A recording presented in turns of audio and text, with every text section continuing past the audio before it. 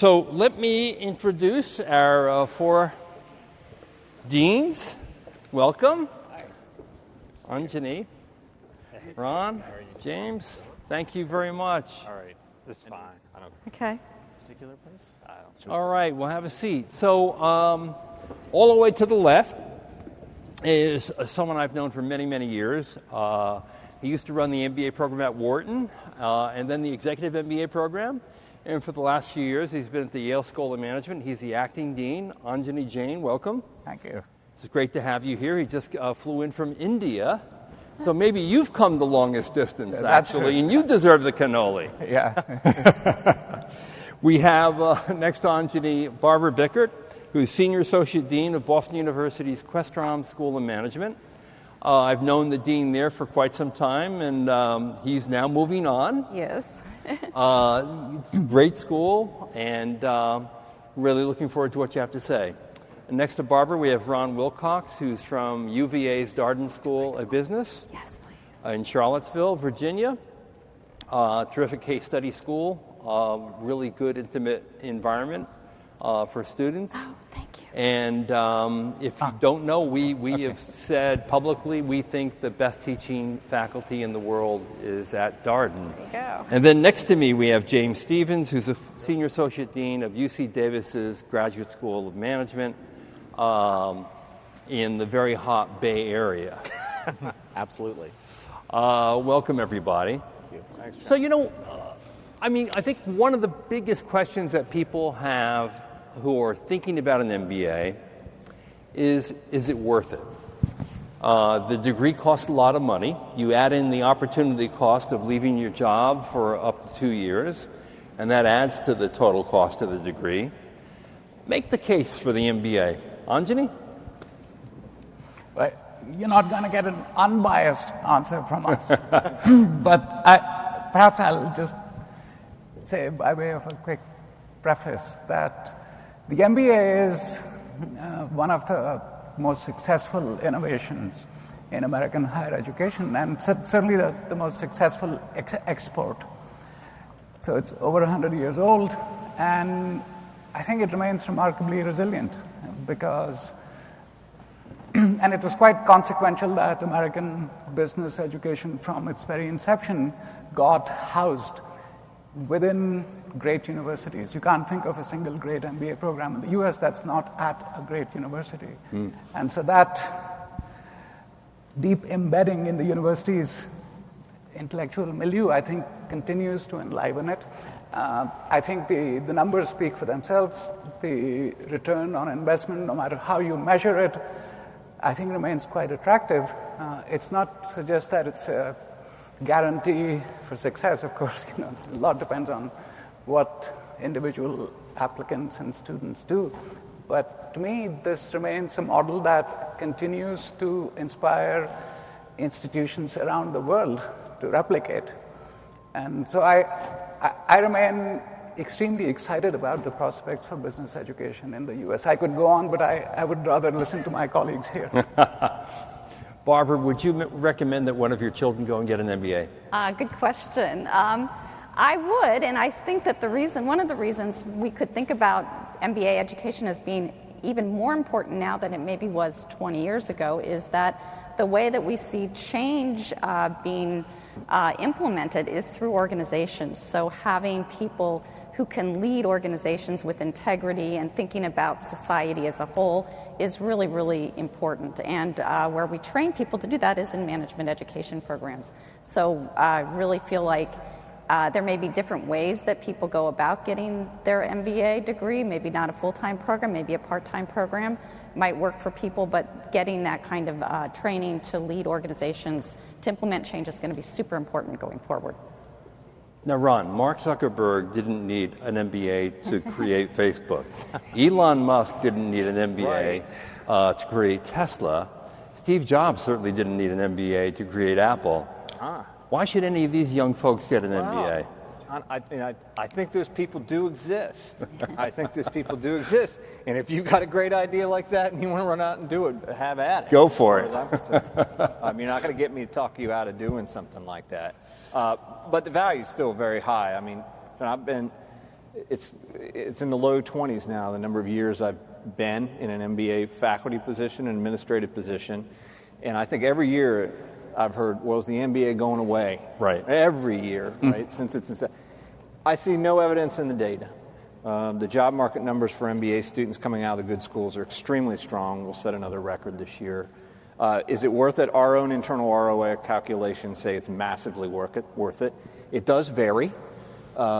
It's very worth it in a residential program. If you're of a particular age, I think one of the other panelists commented on this, if you're at a different stage in your career, it might make more sense for you not to quit your job and get an executive MBA. That can make more sense in certain situations and be a better ROI, but there's no doubt in my mind it's worth it.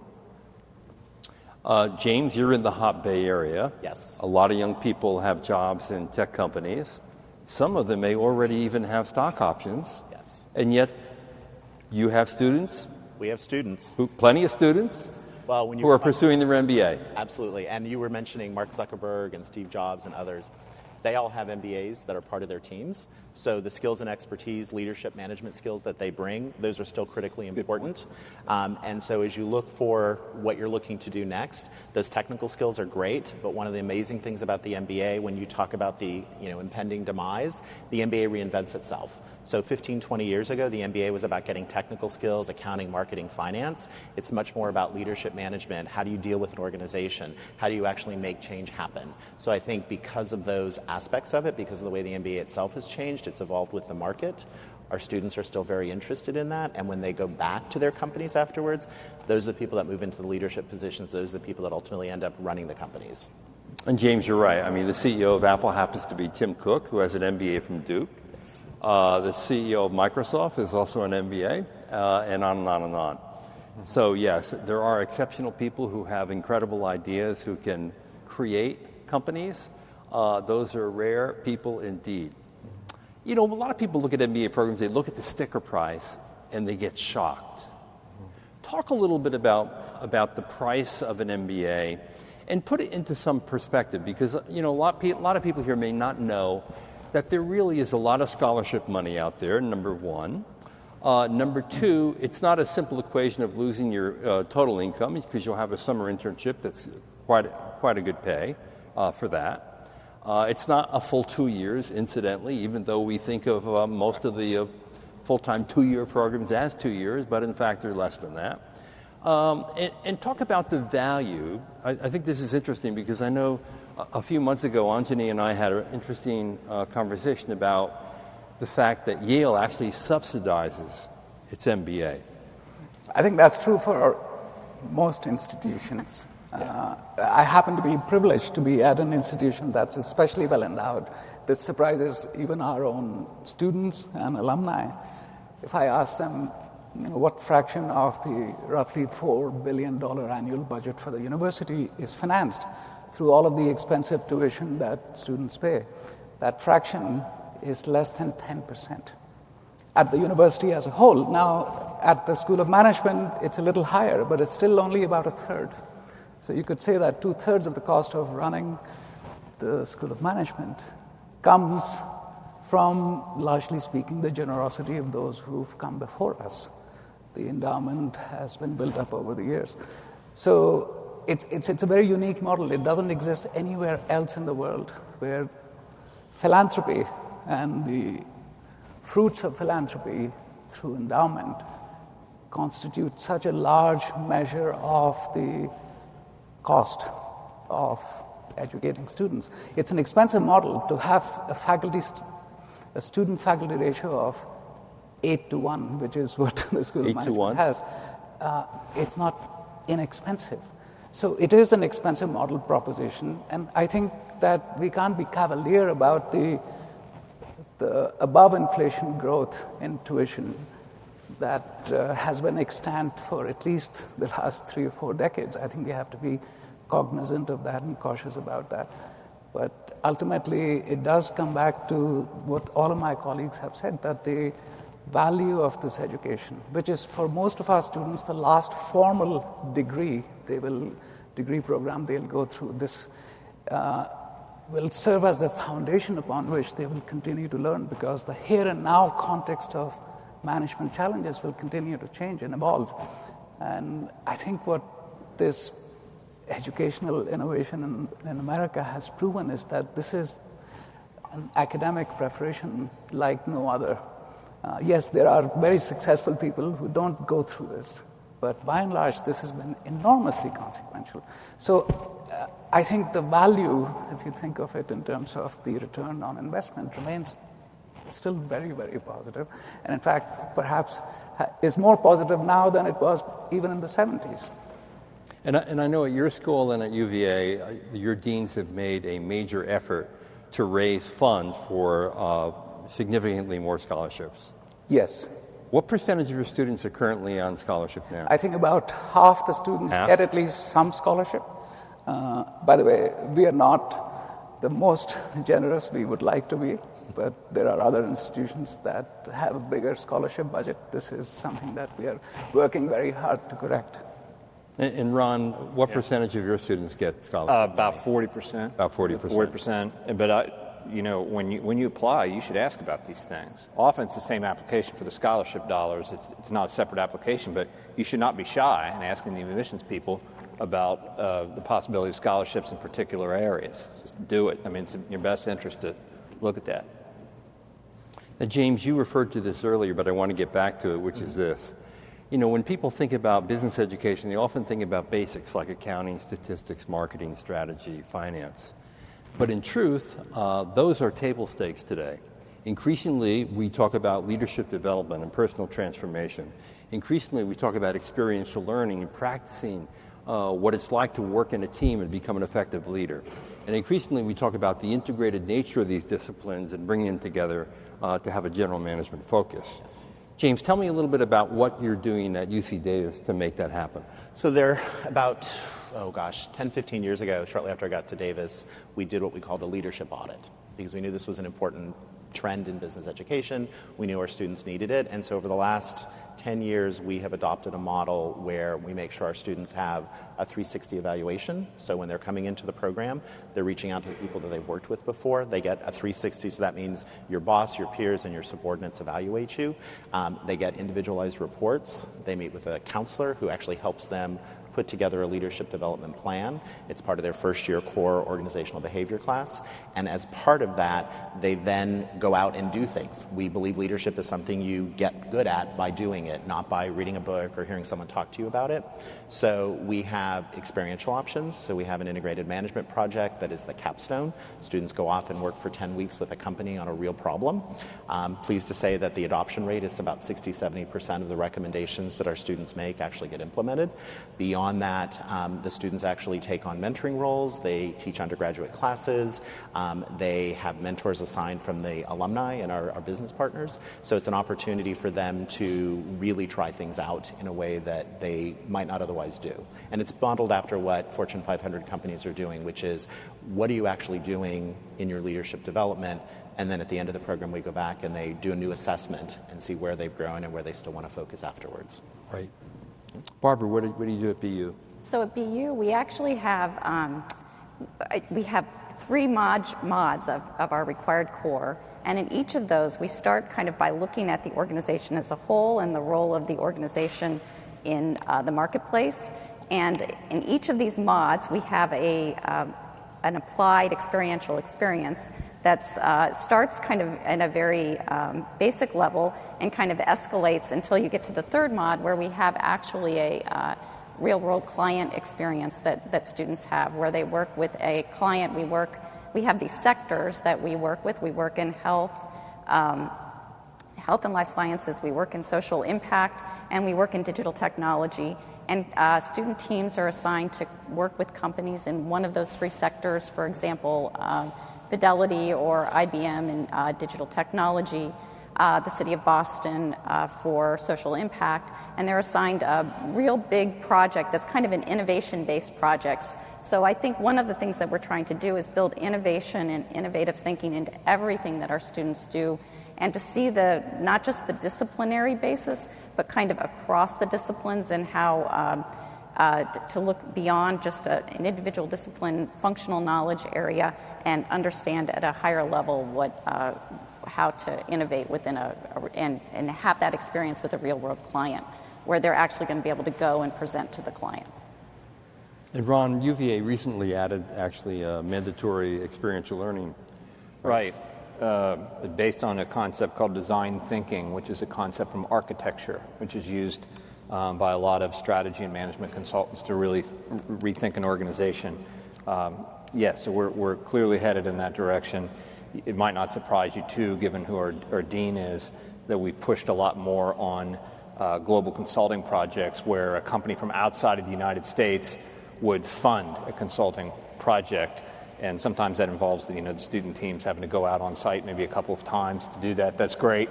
We're still pushing on that. But yeah, we're expanding in that direction rather aggressively.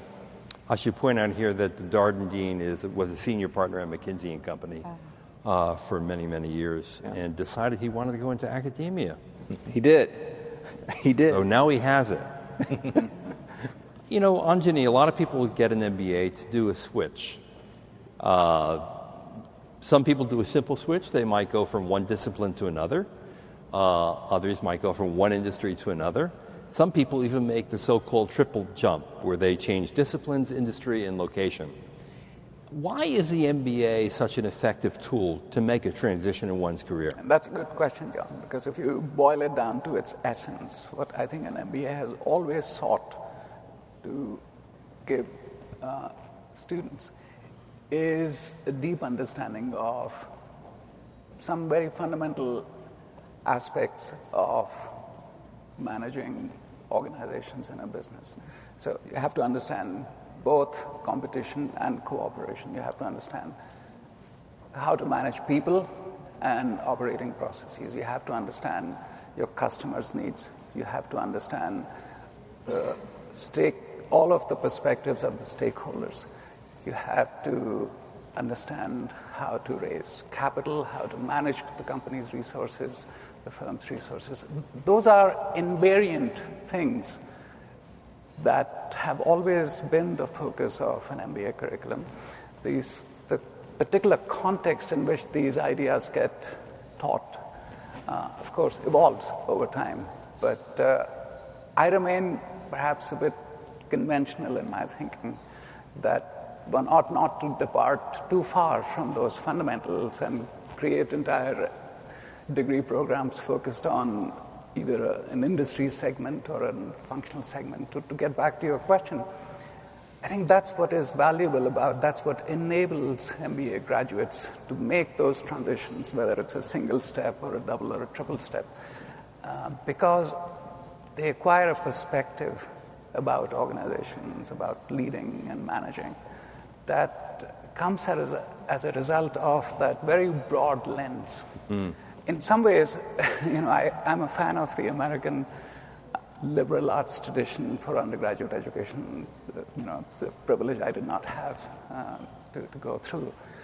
In some ways, the MBA is, to me, the graduate professional analog of that broad-based approach to education. It draws from all of the disciplines you can think about: economics, mathematics, statistics, engineering, but also law, philosophy, and so on. So it has a very vibrant intellectual base, which is what keeps the curricula and the faculty scholarship very current.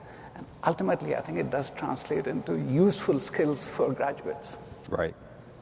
And then, of course, the opportunity to do an internship allows you to literally try out a new field.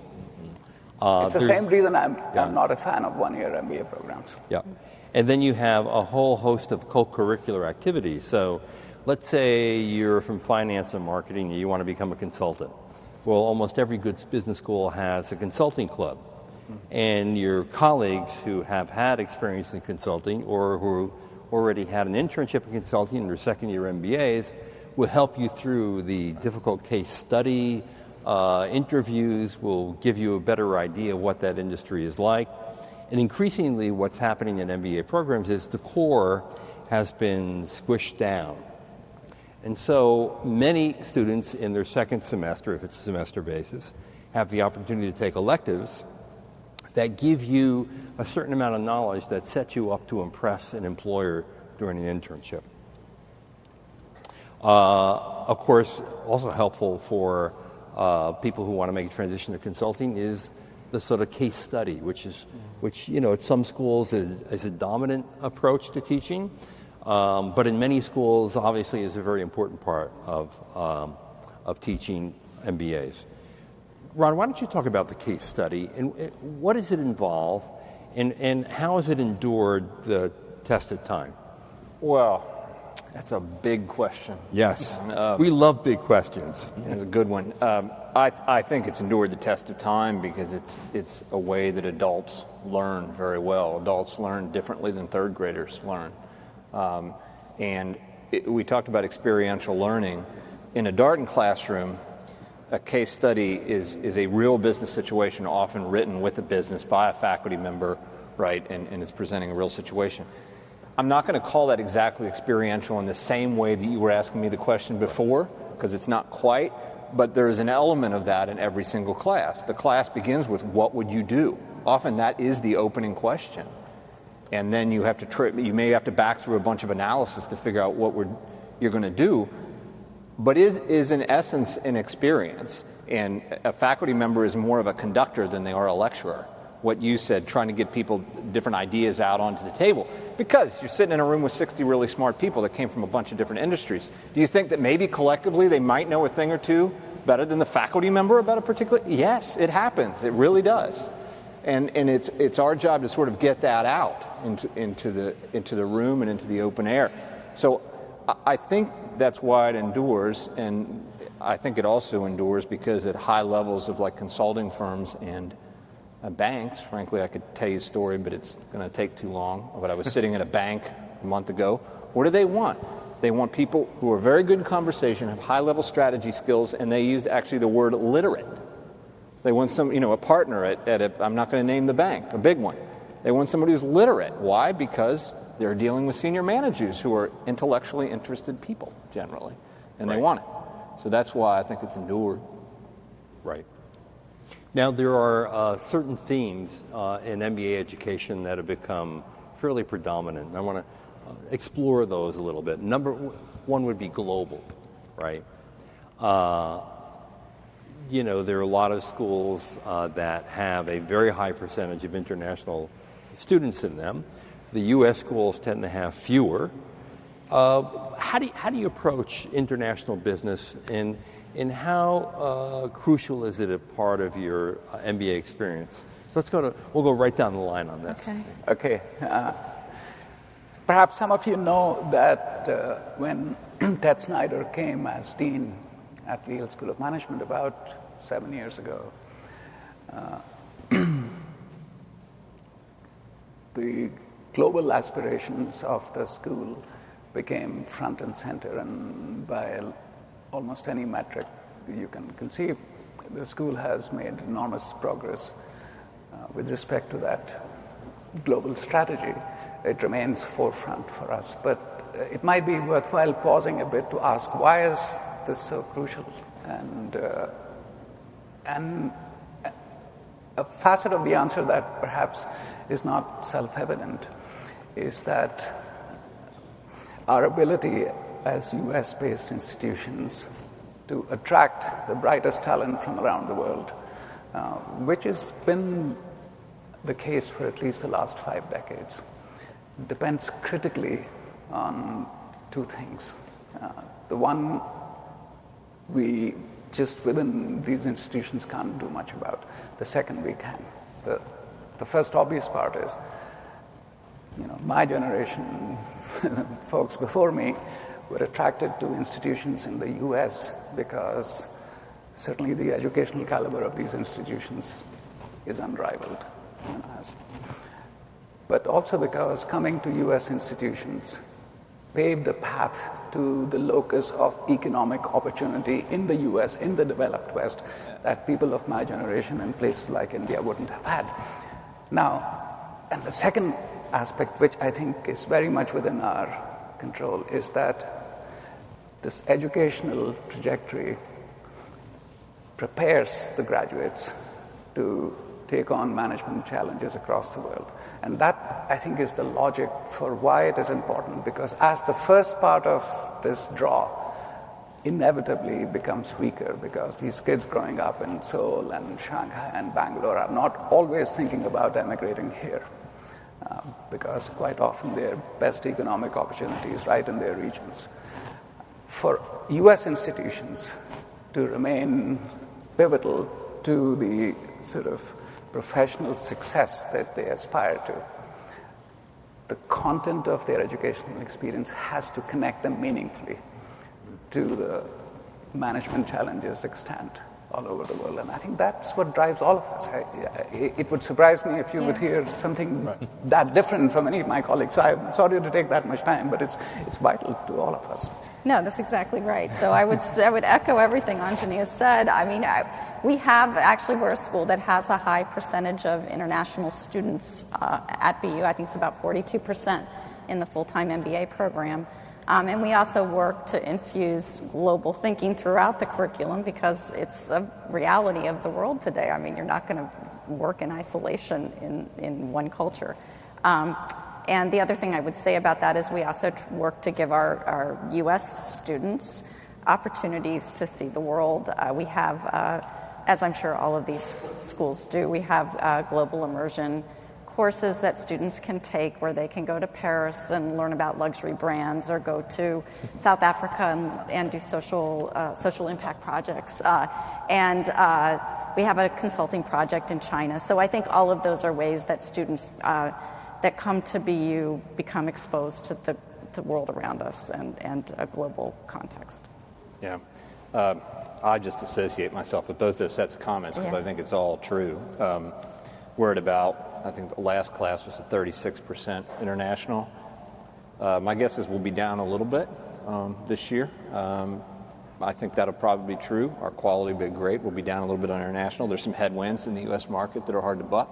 Indeed. But we also do, actually it just happened recently, a few months ago, we had a donor that gave us a generous amount of money. It was the focus of the dean to get this kind of money so that we can now, any student at Darden who wants to take a course abroad called a Darden Worldwide course, we used to charge for that.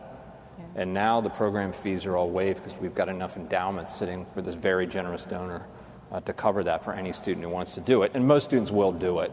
We'll probably hit 80% of our students will do that. But that's the way we're trying to make headway. And I agree with you, need international content in the curriculum too. That's a big push.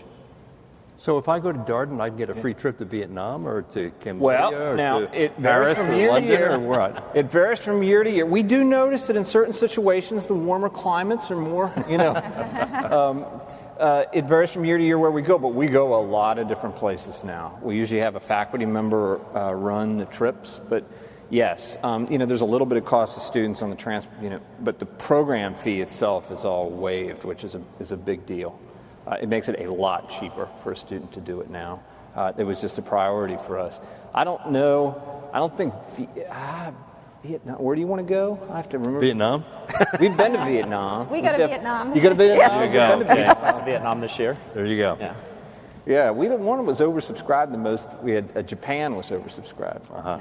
Yeah, that was the one where we took a ton of student demand. But that's what we're doing. And James, how does UC Davis approach So we do a lot globalization? of same things, immersions, things like that. And we sort of look at it in terms of curricular and co-curricular. What are we actually teaching them in the classroom? What are we exposing them to? What are their opportunities to get to know their classmates? So about 8 or 10 years ago, we made a deliberate decision to increase our international student body. And so we had about 10 to 15% a year were international. This year, we're on track to be about 45%. And that was a deliberate choice. We increased support services for those students, and we learned, actually, we also needed to make sure we brought our domestic students in as well so that they were part of it, so that they were learning from their classmates from around the world. So we invest a lot of time and attention in bringing the student body together on that dimension. But beyond that, beyond the immersions and so forth, we do these industry immersions where students do projects, and we're actually in talks with the school in Switzerland actually to do a joint project where 3 students from Switzerland, 3 students from Davis, they work remotely. The Swiss students come to visit us. our students go to visit them. So they're actually going to what our dean calls the fourth level, which is you're actually experiencing another culture firsthand in a different way. Right. Another core theme has been entrepreneurship. Now, in general, only 5% of MBAs launch their own companies while they're in the program and they graduate. But it turns out that there's a tremendous interest in entrepreneurship, in part because you may go and get your job with McKinsey, Bain, BCG, or Google, Facebook, or Microsoft, or Morgan Stanley, Goldman Sachs, JP Morgan when you graduate to help pay down your debt. But you may, in fact, want to create your own company to control your own destiny at some point. And when you look at rates of entrepreneurship, they actually triple for MBAs within 3 to 5 years. What are you doing in the field of entrepreneurship? And you're in the Bay Area where it's as hot as it can be, and everyone wants to start their own company. What do you do? So beyond the courses, we have probably about a half a dozen courses directly related to entrepreneurship. So product development, new and small business ventures, course on venture capital finance. So it's in the curriculum. Students are able to do that and focus on it. We're right there. So there's a lot of visits to those kinds of companies. A lot of our alumni are working in those startups. We've seen a shift in our graduates going to work from the larger companies to going to work for the sort of mid-size, almost about ready to go public kind of setup. So they're doing those kinds of things. But we also have an annual business plan competition. Has a social good undertone to it. So we're looking for how do you take these new technologies that are being developed all over Northern California and then actually put them out into the market in a way to make people's lives better. So there's a lot of support from our faculty, a lot of financial support from venture capitalists and so forth to do that. But we're trying to give students that experience so that they understand how entrepreneurship works. We have a lot of students who want to do that. They don't necessarily have the idea yet, or they're not quite sure how to go about doing it. They know they want to, and we want to make sure they know how by the time they graduate. Ron, what's happening at UVA? The big thing at UVA around entrepreneurship, there's a center called the Batten Institute, which is very well funded. So we, back to the scholarship issue, we dedicate a lot of money towards scholarships for individuals who like to start their own business. That's one thing that we do. We have, just like you, we've seen a lot of people that want to go to work for earlier stage kind of stuff. So what we've been doing about that is it's not even necessarily hiring more entrepreneurship faculty, although we have very good entrepreneurship faculty. It's building out our capabilities in things like data science and some of the areas that a lot of these companies that are these smaller ones they want to go into are kind of leveraging that as a core skill of an MBA in ways that we hadn't seen a few years or a decade ago. So that's really, from my standpoint, I'm the head of the degree programs there, is where I'm really making the push to build out capability, because my projection is with this crowd sitting right here, there's going to be a lot of you that want to do electives and things like data science, because not only the startups looking for them, but the consulting firms love it too. So that's really, so it's scholarship money, programs for people that have been out a few years that maybe are alums, where we get them to come back and network with people, and then data science within the curriculum, building that out. And you've also started having courses in the Bay Area. Yeah, we have. We're not trying to invade on your turf there. No worries. Yes, we do and that. you'll find an increasing number of schools now have Bay Area options of one kind or another. In fact, I just sat down with a few of your people in San Francisco, and they were talking about 2 or 3 courses that they've held there. We are pushing, just like a lot of other people. We realize those are interesting jobs out there, and we don't deny it. You're closer to them. We're in Virginia, but we can get on an airplane too. So we're out there talking to people. Where we get, I personally love going out there and talking to the business people out there, and our students get a lot out of it. So increasingly more just placed in their jobs out there too. It's right. Barbara, do you have many entrepreneurs in your program? We have a very popular entrepreneurship concentration. I think it's probably our second most popular, maybe third most popular concentration. We have at BU, we also have, BU obviously in Boston is also a great environment, ecosystem for startups. I think it's number 5 in the world, behind Silicon Valley, but still we're up there. So it's a great, so we have a lot of students that are interested in that, and that working for startups, same kinds of things that these guys said. We have at BU a new initiative recently funded called Innovate at BU. It's a university-wide center that's sole purpose is to infuse innovation in our educational efforts across the university. And it's also, a goal is to bring together people from different areas of the university. So we can get people in the Questrom School working with engineering students and comm students and computer science students. So we see a lot of efforts, I think, around that. And echoing the data science is also a big emphasis for us as well. And we're working with our people from our Hariri Center for Data Science. This Innovate at BU, I think, brings all of that together and gives students a lab where they're able to, there's a makerspace and all of that kind of stuff, support mentoring if they're interested in that area. Actually hit on something that is kind of important. The way business schools developed is they pretty much developed as standalone institutions. Yeah. But in the last 10 years, there's been a tremendous influence on reaching out to the greater university and pulling in the different disciplines. And of course, a key part of entrepreneurship is to meet with those computer science students, the engineering students, the medical students in terms of medical devices and healthcare companies. And this interdisciplinary focus has become a really important part of the business school experience, so that you're not only working in isolation with just other MBA students, but if in fact you're interested in launching a company, you can meet up and hook up with people who have the skills and the expertise to help make a successful venture possible. What does Yale do? Because you have a lot of different schools at that campus. Your words are music to our ears, because the approach Yale has taken with respect to a lot of intellectual activities to not balkanize them in individual schools or departments, but to spread them as a resource across the university. So entrepreneurship is an exciting example of that at Yale. So just to make it a little specific, under the direction of a very dynamic leader, Dr. Kyle Jensen, we launched a portfolio of courses on entrepreneurship. Now it's about 18 courses. The enrollments in these courses have grown from a few hundred to over 1,000 just over the last 4 years. And what's remarkable about that and very deliberate about that is that these students are coming from across the university. So what the university has done is house the curricular part of entrepreneurship logically in the School of Management, but it has encased it, embedded it in a much larger ecosystem. There is something funded with a very generous grant of Joe Tsai called the Center for Innovative Thinking at Yale, similar to what Barbara mentioned, that provides the larger ecosystem within which entrepreneurship is encouraged and supported. And it doesn't have to be even, startups. It's innovative thinking. It's broader.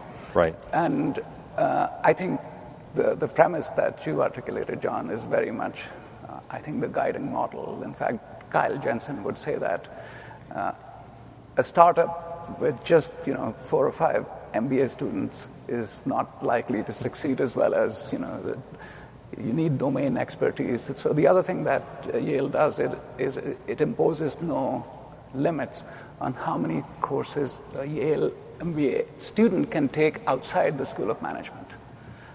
In fact, you could take all your electives, if you wish, outside the School of Management. So I think it goes with the philosophy of embedding these resources across the whole university, and the school has prided itself as being the school most deeply connected to the intellectual fabric of the whole university. Okay, so we talked about globalization, we talked about entrepreneurship. I would say the single hottest thing going on at business schools today was actually broached by both Ron and Barbara, data science. So there's been almost nothing as hot as I have seen in the last 3 years as data analytics. What's happened in the world is obvious. Organizations have access now to so much data that they're swimming in it and really don't know what to do with it. And they're depending on schools to train people to harness that data and make it useful for decision making. So in one school after another, you see a lot of new course development and a lot of recruitment of faculty who are experts in this field of data analytics. James, tell me what your school is doing here. So about 10 years ago, Hemant Bhargava, who is the director as of today of our business analytics program, he's going on sabbatical starting tomorrow, and we have a new director coming in, launched a business analytics concentration for MBA programs. So we've actually been in this space for a long time. Being in the Bay Area, being in Northern California, huge demand, huge interest there, lots of expertise both within the business school as well as the other departments at Davis. So computer science, statistics, it's very much a collaborative approach. So the students are coming in to the MBA program, but they're getting deep knowledge in business analytics. So they're going to companies like Facebook and Google who are snapping these people up left and right, but they're also people going off and doing their own thing because that's what they need. So the business analytics space for us it's as much about understanding how to crunch the numbers, right, but then you also need to figure out what to do with it. What are the insights that you draw from that? What are the business decisions that you're going to make? And sometimes you usually start with a big old set of data that nobody knows what to do with, and you've got to figure that out. You've got to clean it up. You've got to run it through a bunch of different programs and figure out what's the decision I'm going to make here. So that's what our students focus on learning. So they've got the technical skills when they go out, but they also know what to do with the results when they get them.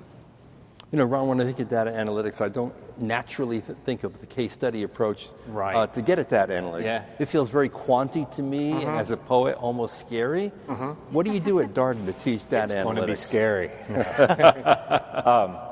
So it depends. So we now have a dual degree program with the Data Science Institute. So you can actually come and get an MBA from Darden and get a Master's of Data Science. 2 master's degrees, and the curriculum are integrated. I would say that when you go over to the Data Science Institute, those are largely engineering professors. I'm not going to give you a guarantee that that's going to be case method. I'm not going to do that. However, partly because of that, there is a lot more demand from the students who are MBA students in the second-year electives in that space. Those still are largely case-driven, but some of the cases are real company projects now. But we're going to call that a case. It's a real company project, and they really want a decision made. So that's what we're pushing out. I'll just also mention, I imagine most of you here are interested in MBAs, but we're launching a Master's of Business Analytics jointly with the McIntyre School of Commerce at UVA to be housed in our Northern Virginia facility because the demand is through the roof on that particular areas of expertise. So that's what we're doing. Yeah. We're doing the same. Same thing. There you go. Starting fall of 19. But we've hired in this area. We're super excited about the people we're bringing on board to teach in our data science area and around digital. We have a program. It's a joint degree program. It's an MBA plus what we call an MSDI, Master of Science in Digital Innovation. In that program, you do those 2 programs concurrently. And the MSDI part of the program, you take actually a lot of data science courses, you take programming courses, and then there are different tracks within that program that you can take, but one of them is an analytics track. And we're also building out our analytics coursework just to support not only that program, but the demand that we're seeing among students. So it's super popular, and it's very similar to what these guys have said. Yeah. Same at Yale? Yeah, I resonated with practically everything my colleague said. The demand for these courses is growing. The faculty's scholarly interest in this area are coming back in some sense. But there is also, I think, to some extent, a flavor of old wine in new bottle, because the ideas that underpin what's now called data science or data analytics or whatever term you prefer have been extant in fields like mathematics, computer science, statistics, decision sciences, Yes, decision sciences, and that's sort of close to my own interest. But I think it's the manner in which the internet, in some ways, has turned into an astounding apparatus for gathering data.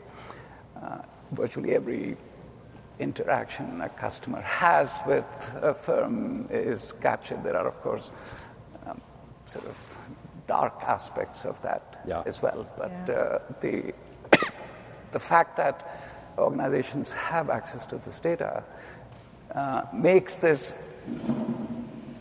analytical capability that much more interesting. Right.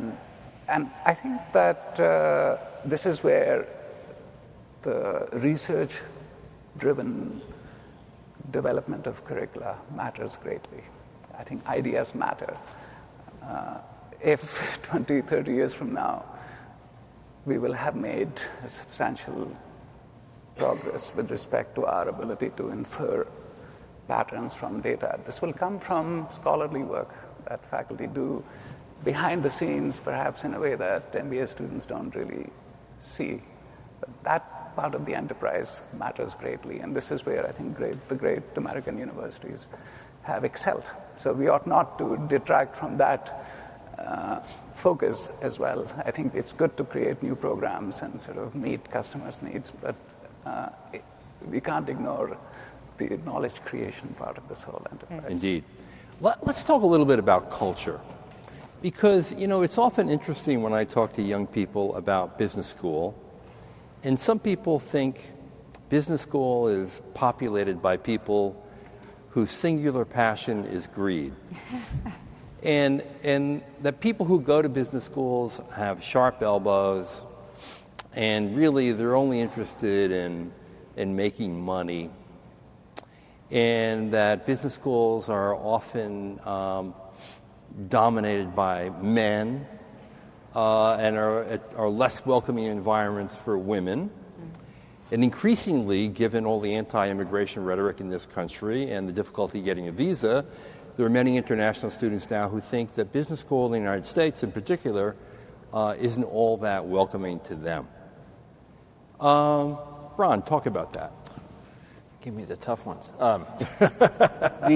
So the first question you asked about the sharp elbows kind of a culture. I can only speak for Darden, but I have my suspicions. Everybody else, it's fundamentally not true.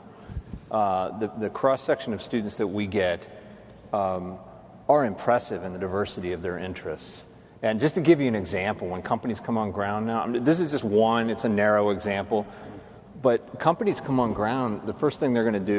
One of the first things they're going to do is they're going to talk about their sustainability programs to our students. Why? Because they know that the students are going to ask them about that. And if they don't have a good answer for that, those students have options about where they're going to go work, and they're not going to go work for them. So it's fundamentally unfair to think of MBA students as greed-driven machines in the way that is sometimes portrayed. I don't find that. You have a diversity of human experiences and psychological types in a graduate business school. Now, the welcoming women and international, you particularly ask about that. Women comprise a larger percent of applicants and attendees at the major business schools now than they ever have in the past, although it is not at parity at 50%. Darden right now, we're in the upper 30s. I'm hoping this year we get 40% women. That's a much higher percentage of women than historically have gone to upper end graduate business schools. So I think some of that is waning by the power of the numbers. I totally agree with your comment about how an international student right now might feel sitting outside the United States they're not welcome. I get it. What I can tell you is once you're at the graduate business school, I think this is true for all up and down the board right here, you are not going to feel that. Yeah. Quite the opposite is going to be true. That's a part of the thing that's out there that we can't control, but we very much cherish and want people from outside the United States to come to our school. And I think that's uniform. Anyone else on that? Perhaps I should mention that Yale School of Management was the last business school to be founded at a great university. It took place in the year of the American bicentennial, 225 years after the birth of Yale University. So that late founding, I think, has been consequential because it was preceded by almost a 2-decade debate on campus about the proper philosophical foundations upon which a school of management, a business school, should be erected. And it was endowed at the founding with a very clear sense of mission that I think has remained invariant and very important to the institution. It is to educate leaders for business and society. And that larger sense of purpose for a business has always been a part. So I can say, I think very emphatically, that students who are drawn, and not just students, faculty, staff, and students alike, have a sense of calling. It's partly what drew me to the institution 6 years ago. But I can also say that at my previous institution that may not have that sort of a perception, there are many, many students who feel equally devoted to a broader sense of purpose. So it's not, I think that stereotype is, it's fed by a few examples, and it's fun to talk about this, but it's not statistically true. The only other thing I would say is that I think with respect to, so gender, I agree with you, we are not where we ought to be. We got up to about 45% last year. It stands in sharp contrast to other professional schools, including law and medicine. It's not clear to me why we should continue to lag behind. I have some conjectures about why that is the case, but it ought not to be true. International students, too. I think the current climate is potentially very detrimental to not just to business schools, but to higher education in the U.S. It could be, if the current trend continues of sort of erecting walls and all kinds of barriers to both the entry and the job placement of international students, this will have a much more devastating effect than almost anything else. So that's something that I think we are equally concerned about. And we are engaged in appropriate ways in advocacy to have that point of view represented in policymaking. Yep. We're going to open this up to you to ask a few questions if you'd like. I don't know if we have a wandering mic out there. If not, you can just stand up and speak loudly and strongly, and I'm sure we'll hear you. Anyone have a question? We have a shy group. This is Darden. We can cold call. Oh, yeah. There's a cold call, of course. We could always do that.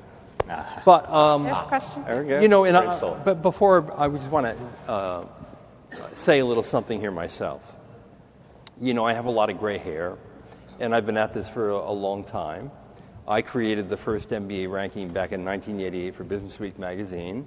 In the course of that time, I have met over 10,000 MBA students and applicants. And I can tell you without a doubt that they are among the most eclectic group of young, smart, ambitious people that I've ever met in my life. And I can also tell you that these are the kind of people you want to have around your dinner party, and you want to have friends for life, because they are that interesting, that compelling, and they care about the world. You. Hi, I'm Joey. You guys have talked about in the previous panel about the return on investment, why it's worth it to get an MBA, and you also talked about how the culture in an MBA program, you will find many people devoted to a greater good or passionate about social impact, for example. Would you still say it is a strong return on investment for folks who are not only passionate about social good, but who are then going to enter industries like education or nonprofits, where they're just the income levels aren't what they are in other industries? Can I say one thing to that? Sure. I think because we have a social impact program that's very, very popular. And you're right, the salaries sometimes they go into private, they go into consulting for those companies and for those kinds of industries, and the salaries are okay, but the salaries tend to be lower. But I will say that the network and the community, I was thinking about this when we were talking about return on investment. There's the hard return on investment, which is the dollars, but there's the community that you build and the network that's going to stay with you for your life, and I think that's also something that you need to factor in. And I think in particular, maybe for people going into that social impact kinds of areas, that's going to be so important for you going forward. And I can tell you so many stories of students that, they get together every year. You really make a great group of friends for life. So that's what I would say to that. Mm-hmm. There are some schools, if you do an internship between your first and second years, that have actually funding to offset the hit that you're going to take. And there are even some schools that actually provide some sort of stipend even after you graduate if you take a job in the nonprofit sector. But to that point, I'm going to make one point I think that's really, something to think about. You may want to do nonprofit, you may want to work for a public agency or an NGO immediately after, but you might do that for 3 to 5 years and you might find that you want to do something else with your life. Good point. In which case the MBA would, in your pocket and on your resume, would be a really valuable tool to, in fact, give you more options above and beyond the first job you take. One of the great disservices that the media does and that we all do to each other in looking at career management reports is looking at the starting salary and the signing bonus of people who just get jobs. That is only the beginning. But even on that beginning where ROI is calculated, the return is very good. Usually the payback is 3.5 to 5 years max on an MBA investment. But that is the beginning. And if you looked at income 5, 10, 15, 20 years out, it's quite a dramatic difference.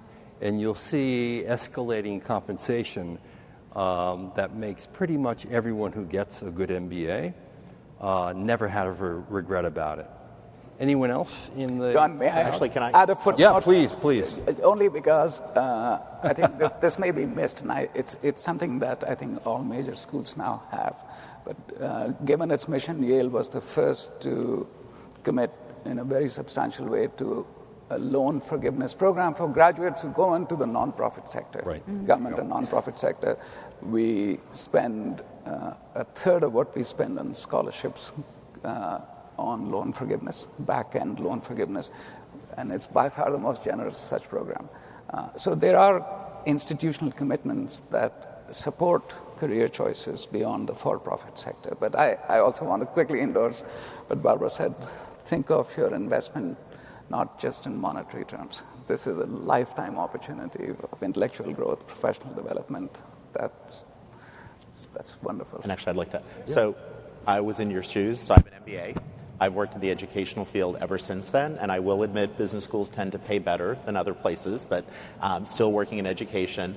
Couple things to think about. One is you should look at the sticker price and then take a look at what people are actually paying. There are very substantial funds out there. Loan forgiveness programs are great, things like that. I actually also tell all of my students who are coming in, particularly if they're coming from a nonprofit background, think about taking a job in the for-profit sector when you first get out. It's the great time to do the pivot. It gets you some additional experience that will be valuable that you'll take back to the nonprofit world, and there's much more intersection between government, public, and nonprofit organizations than ever before, and having that experience and perspective will be helpful in making decisions and being effective, but it also will give you some additional credibility with all those people that you're going to be working with, because most nonprofits do interact with for-profits and government agencies. Yeah, I totally agree with him. If I think in my mind, if I think about, we have some alums that are executive directors at top nonprofits. They come up in for-profit for a while because it gave them the cred to hop into the nonprofit world at a more senior level. So that's just another. I mean, got to think about the long term, but that's another path to think about. Well, believe it or not, our time is up. So I want to thank we spoke too much. each and every one of you, obviously everyone on the stage, and I hope more of you out there understand how incredible an MBA experience can be for you. I believe it is a no-brainer investment. There's a reason why it's the most popular graduate degree in America. It's because people love it. All the research shows that it often exceeds satisfaction levels for those who get it. Very few people have any remorse over having made the investment. It has become increasingly an all-purpose degree to enter the public sector, the nonprofit sector, NGOs, or any other field that you want. You're going to meet fascinating, interesting people. You're going to learn so much from them, and you're going to make friends for life that you will really cherish and adore. So thank you, Anjani. Thank you, Barbara, Ron, and James for being here today. And thank all of you for listening and watching, including all the people out there all over the world. This is being a live-streamed event. So go and mingle with some of these schools, ask them the tough questions, find out if their programs might be suitable for you. We have an incredible array of schools, lots of different approaches all over the world in one room, and here's your chance to connect with them. Thank you. Thank you.